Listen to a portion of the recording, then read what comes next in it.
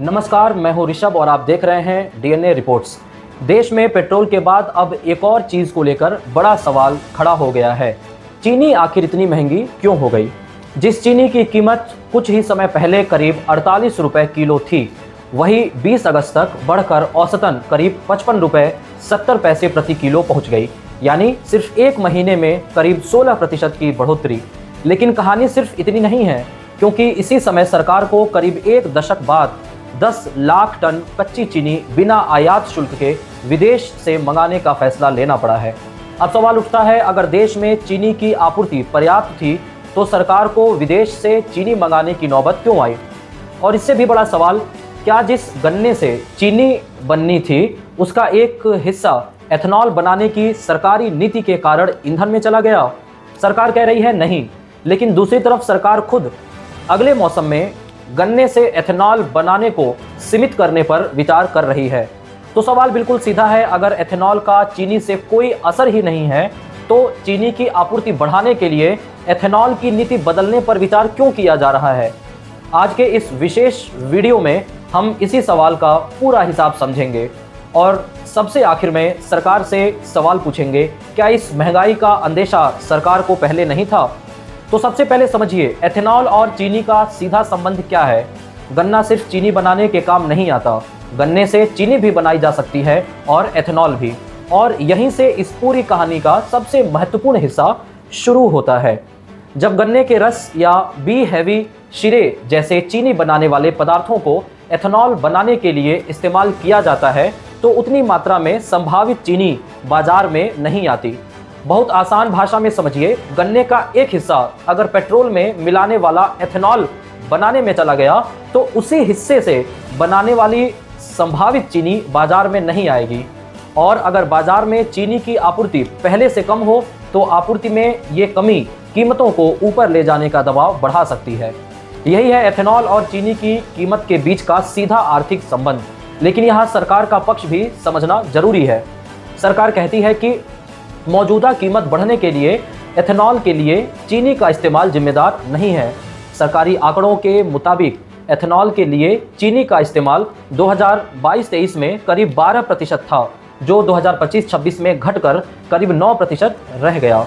सरकार ये भी कहती है कि आज देश में बनने वाले एथेनॉल का करीब 3/4 हिस्सा अनाज, खासकर मक्का जैसे दूसरे स्रोतों से आता है। यानी सरकार के मुताबिक एथेनॉल को चीनी महंगी होने का मुख्य कारण बताना पूरी तस्वीर नहीं है। लेकिन यहीं से सरकार से सबसे बड़ा सवाल पूछना जरूरी हो जाता है, अगर एथेनॉल चीनी की कीमत या आपूर्ति पर कोई महत्वपूर्ण असर नहीं डाल रहा है तो फिर सरकार अगले मौसम में गन्ने से एथेनॉल बनाने को सीमित करने पर विचार क्यों कर रही है? रिपोर्ट्स के मुताबिक सरकार का मकसद देश के बाजार में चीनी की आपूर्ति बढ़ाना और कीमतों पर दबाव कम करना है। इस समय करीब 30 लाख टन चीनी के बराबर मात्रा एथेनॉल की तरफ जाने की बात सामने आई है और सरकार पेट्रोल में 20% एथेनॉल मिलाने के लक्ष्य को बनाए रखने के लिए एथेनॉल बनाने में मक्का और चावल जैसे दूसरे स्रोतों का इस्तेमाल बढ़ाने पर विचार कर रही है। अब जरा इस विरोधाभास को समझिए। एक तरफ सरकार कह रही है चीनी महंगी होने का कारण एथेनॉल नहीं है, दूसरी तरफ सरकार कह रही है कि चीनी की आपूर्ति बढ़ाने के लिए अगले मौसम में गन्ने से एथेनॉल बनाने को सीमित करने पर विचार किया जा रहा है। तो आम आदमी का सवाल बिल्कुल जायज़ है, आखिर सच्चाई क्या है? अगर एथेनॉल के लिए गन्ने का इस्तेमाल करने से चीनी की आपूर्ति पर कोई असर नहीं पड़ता है तो फिर चीनी की आपूर्ति बढ़ाने के लिए उसी इस्तेमाल को रोकने की ज़रूरत क्यों महसूस हो रही है? यही इस पूरी कहानी का सबसे बड़ा नीति से जुड़ा सवाल है। अब सवाल यह है कि क्या खाद्य सुरक्षा और ईंधन नीति के बीच संतुलन बिगड़ गया है? एथेनॉल मिलाने की नीति का अपना फायदा है। भारत कच्चे तेल का बड़ा आयातक है और पेट्रोल में एथेनॉल मिलाने से विदेशों से आने वाले ईंधन पर निर्भरता कुछ हद तक कम हो सकती है। किसानों को अतिरिक्त बाजार मिलता है, चीनी मिलों को आमदनी मिलती है और देश को ऊर्जा सुरक्षा के लिहाज से फायदा हो सकता है। लेकिन सवाल ये है, क्या ईंधन की सुरक्षा बढ़ाते बढ़ाते खाने पीने की चीज़ों की उपलब्धता और आम आदमी की जेब को नज़रअंदाज तो नहीं किया जा रहा है? क्योंकि सरकार का काम सिर्फ ये तय करना नहीं है कि पेट्रोल में एथेनॉल मिलाने का लक्ष्य पूरा हो। सरकार की जिम्मेदारी ये भी है कि आम आदमी की रसोई में इस्तेमाल होने वाली ज़रूरी चीज़ें अचानक महंगी ना हो। अब जरा इस आंकड़े को समझिए, अगर करीब 30 लाख टन चीनी के बराबर मात्रा एथेनॉल की तरफ गई तो इसका अर्थ क्या है। मान लीजिए किसी समय 100 इकाई चीनी, 100 यूनिट चीनी बनाई जा सकती थी और उसका कुछ हिस्सा एथेनॉल की तरफ चला गया, तो बाजार में उपलब्ध चीनी की मात्रा 100 नहीं रहेगी। अब अगर उसी समय उत्पादन भी कम हो जाए, त्योहारों के कारण मांग बढ़ जाए और दुनिया के बाजार में चीनी की कीमतें भी ऊपर चली जाएं, तो आपूर्ति और मांग का संतुलन तो तेजी से बिगड़ सकता है। इसलिए एथेनॉल अकेला कारण न भी हो तो भी जब चीनी की आपूर्ति पहले से कम हो, तब एथेनॉल के लिए गन्ने का इस्तेमाल कीमत बढ़ने का दबाव बढ़ाने वाला कारण बन सकता है। और यही सरकार की सबसे बड़ी जवाबदेही सामने आती है, क्योंकि सरकार के पास चीनी उत्पादन के आंकड़े थे, गन्ने की स्थिति के आंकड़े थे, चीनी के भंडार के आंकड़े थे, एथेनॉल के लिए गन्ने के इस्तेमाल के आंकड़े थे। सरकार के पास चीनी के निर्यात और आयात से जुड़े आंकड़े भी थे और उसे यह भी पता था कि आने वाले महीनों में त्योहारों के कारण चीनी की मांग बढ़ने वाली है। फिर सवाल है, जब इतने सारे संकेत सरकार के सामने मौजूद थे तो चीनी की कीमत बढ़ने का इंतजार क्यों किया गया। आज सरकार कह रही है चीनी महंगी हो रही है, इसलिए 10 लाख टन चीनी आयात करेंगे, भंडार रखने की सीमा तय करेंगे, बड़े खरीदारों के पास रखी चीनी की मात्रा सीमित करेंगे, चीनी मिलों के भंडार की जांच करेंगे और अक्टूबर में चीनी बनाना जल्दी शुरू करने को कहेंगे। लेकिन सवाल ये है, ये कदम पहले क्यों नहीं उठाए गए।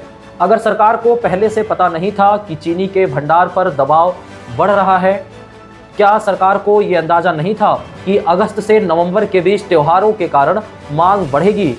क्या सरकार को ये पता नहीं था कि अगर चीनी का उत्पादन अनुमान घटा तो आपूर्ति और मांग का संतुलन बिगड़ सकता है। अगर पता था तो कार्रवाई पहले क्यों नहीं हुई। और अब देखिए इस पूरी कहानी का सबसे बड़ा विरोधाभास। आज भारत को चीनी आयात करनी पड़ रही है। सरकार ने करीब 10 लाख टन कच्ची चीनी बिना आयात शुल्क के विदेश से मंगाने की अनुमति दी है। ये कदम करीब 1 दशक बाद उठाया गया है। सरकार इसे एहतियाती कदम बता रही है ताकि त्योहारों के मौसम में चीनी की कमी न हो और कीमतों पर दबाव कम किया जा सके। लेकिन यहाँ सरकार से सवाल बनता है, भारत जैसा दुनिया का एक बड़ा चीनी उत्पादक और उपभोक्ता देश आज चीनी आयात करने की स्थिति में कैसे पहुँचा। क्या ये सिर्फ मौसम की गलती है? क्या सिर्फ फसल में बीमारी जिम्मेदार है, या सरकार की नीतियों ने भी इस स्थिति को और मुश्किल बनाया?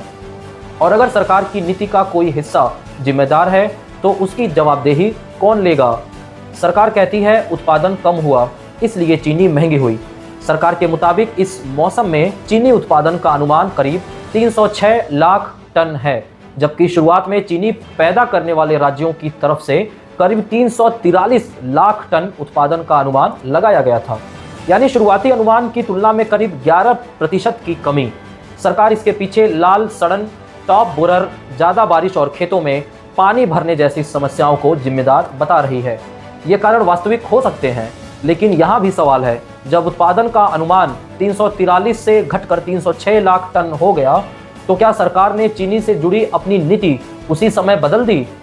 क्योंकि आपूर्ति कम होने का मतलब साफ था, या तो चीनी के भंडार बचाइए या आयात की तैयारी कीजिए, या एथेनॉल के लिए गन्ने के इस्तेमाल और चीनी के निर्यात जैसी नीतियों की समीक्षा कीजिए।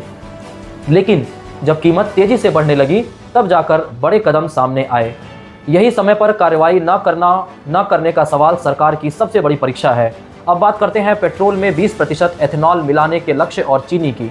सरकार ने एथेनॉल मिलाने का लक्ष्य बढ़ाने का फैसला सिर्फ आज के लिए नहीं किया, ये भारत की लंबे समय की ऊर्जा नीति का हिस्सा है।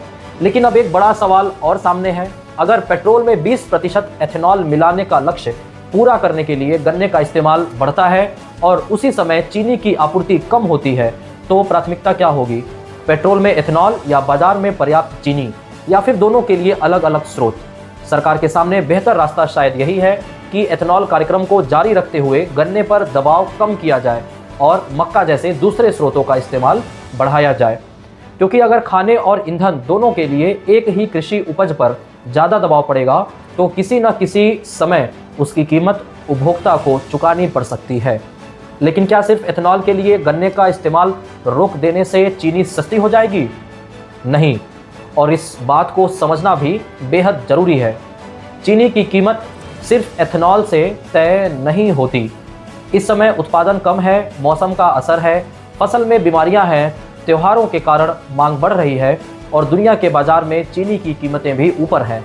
इसके अलावा बाज़ार में ज़रूरत से ज़्यादा खरीद और चीनी जमा करने की चिंता भी सामने आई है। इसलिए पूरी महंगाई का ठीकरा सिर्फ एथेनॉल पर फोड़ना भी सही नहीं होगा। लेकिन दूसरी तरफ ये कहना भी सही नहीं है कि एथेनॉल का चीनी की आपूर्ति से कोई संबंध ही नहीं है। अगर चीनी की आपूर्ति पहले से कम है और चीनी बनाने की संभावित मात्रा का एक हिस्सा एथेनॉल की ओर जाता है तो स्वाभाविक रूप से बाजार में चीनी की उपलब्धता पर दबाव बढ़ सकता है। और यही वो मुद्दा है जिस पर सरकार को जनता के सामने पूरी साफगोई के साथ जवाब देना चाहिए। अब सबसे बड़ा सवाल सरकार की जवाबदेही आखिर क्या है? सरकार की जिम्मेदारी सिर्फ कीमत बढ़ने के बाद प्रतिक्रिया देना नहीं है। सरकार की जिम्मेदारी है पहले खतरे को पहचानना, फिर आपूर्ति का अनुमान लगाना और उसके बाद समय पर अपनी नीति बदलना। अगर चीनी के भंडार कम हो रहे हैं तो पहले से कदम उठाना, आयात की तैयारी करना, निर्यात की समीक्षा करना और ज़रूरत पड़ने पर एथेनॉल के लिए गन्ने के इस्तेमाल की नीति में बदलाव करना, ये सभी सरकार के हाथ में मौजूद रास्ते हैं।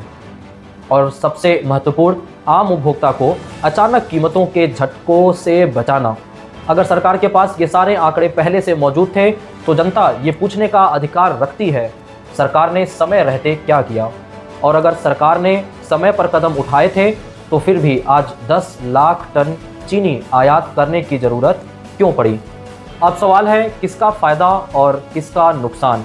एथेनॉल नीति से किसानों को बाज़ार मिलता है, चीनी मिलों को आमदनी मिलती है और देश को विदेश से आने वाले कच्चे तेल पर कुछ राहत मिल सकती है।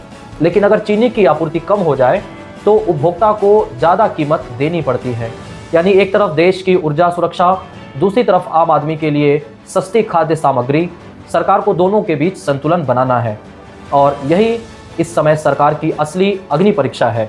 आने वाले 2-3 महीने बेहद महत्वपूर्ण है। अगर अक्टूबर में नई चीनी पेराई का मौसम जल्दी शुरू होता है और उत्पादन तेज़ी से बाजार में आता है तो चीनी की कमी का दबाव कम हो सकता है। सरकार ने चीनी मिलों को जल्दी पेराई शुरू करने की सलाह दी है और उम्मीद है कि अक्टूबर में सामान्य से ज़्यादा चीनी बाजार में आ सकती है। दूसरी तरफ 10 लाख टन बिना आयात शुल्क वाली चीनी भी देश की आपूर्ति बढ़ाने में मदद कर सकती है। लेकिन विदेश से चीनी आने में समय लगता है, इसलिए तब तक सरकार की कार्रवाई और बाजार की स्थिति बेहद महत्वपूर्ण रहेगी। तो दोस्तों, चीनी की महंगाई की कहानी को सिर्फ इतना कहकर ख़त्म नहीं किया जा सकता कि मौसम खराब था इसलिए चीनी महंगी हो गई, और न ही बिना पर्याप्त सबूत के ये कहना सही होगा कि सिर्फ एथेनॉल के कारण चीनी महंगी हो गई। लेकिन एक बात बिल्कुल स्पष्ट है, गन्ने से एथेनॉल बनाने और चीनी बनाने के बीच एक वास्तविक आपूर्ति का संतुलन मौजूद है। और जब सरकार खुद अगले मौसम में गन्ने से एथेनॉल बनाने की मात्रा सीमित करने पर विचार कर रही है, तब इस नीति की समीक्षा और सरकार की जवाबदेही पर सवाल उठना बिल्कुल स्वाभाविक है। सरकार का कहना है कि एथेनॉल के लिए गन्ने का इस्तेमाल इस कीमत बढ़ने का कारण नहीं है। ठीक है, लेकिन तब सरकार को जनता को ये भी साफ साफ बताना होगा, अगर एथेनॉल का चीनी की आपूर्ति पर कोई खास असर नहीं है तो चीनी की कीमत नियंत्रित करने के लिए एथेनॉल की नीति में बदलाव पर विचार क्यों किया जा रहा है। और दूसरा सवाल, जब उत्पादन का अनुमान नीचे जा रहा था, चीनी के भंडार पर चिंता थी और त्योहारों में मांग बढ़ने वाली थी, तब सरकार ने पहले से चीनी की आपूर्ति संभालने की तैयारी क्यों नहीं की? क्योंकि सरकार की जिम्मेदारी सिर्फ कीमत बढ़ने के बाद ये कहना नहीं है कि हमने 10 लाख टन चीनी आयात कर दी। सरकार की असली जिम्मेदारी है महंगाई बढ़ने से पहले खतरे को पहचानना, यही समय पर नीति बदलना, यानी सही समय पर नीति बदलना, खाने और ईंधन की ज़रूरत के बीच संतुलन बनाना और सबसे बढ़कर देश के करोड़ों उपभोक्ताओं को अनावश्यक कीमतों के झटके से बचाना। यही है चीनी की कीमत बढ़ने के पीछे असली कहानी। अब आपकी बारी है, क्या आपको लगता है कि एथेनॉल की नीति ने किसी न किसी स्तर पर चीनी की आपूर्ति पर दबाव बनाया है, या आप सरकार की इस बात से सहमत हैं कि असली वजह उत्पादन में गिरावट, मौसम, त्योहारों की मांग और बाजार में ज़रूरत से ज़्यादा खरीद है? अपनी राय कमेंट करके ज़रूर बताइए। मैं हूं ऋषभ और आप देख रहे थे डीएनए रिपोर्ट्स। नमस्कार, धन्यवाद।